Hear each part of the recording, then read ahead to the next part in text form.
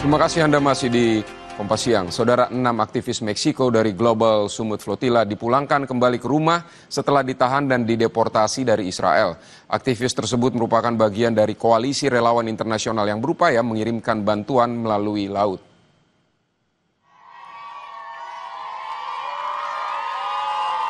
Anggota keluarga dan pendukung berkumpul di Bandara Internasional Mexico City sambil mengibarkan bendera Palestina dan meneriakan yel-yel ketika kelompok tersebut keluar dari bandara.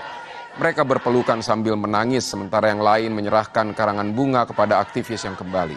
Mereka juga mengecam penganiayaan saat ditahan di Israel sebelum dideportasi.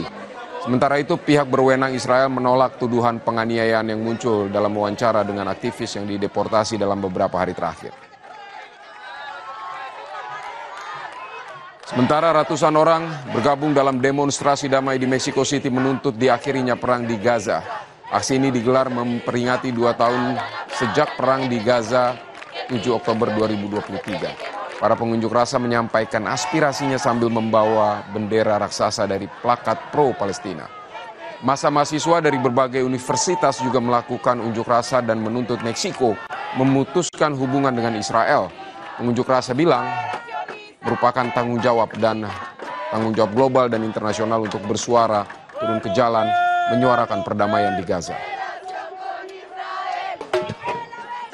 Sebelumnya, saudara, konvoi kapal bantuan kemanusiaan menuju jalur Gaza dinaiki militer Israel pada Rabu dini hari. Para aktivis yang berada di dalamnya turut ditahan. Koalisi Freedom Flotilla menyatakan 8 kapal yang berusaha menembus blokade Israel di wilayah Palestina tiba-tiba dinaiki militer Israel di perairan internasional.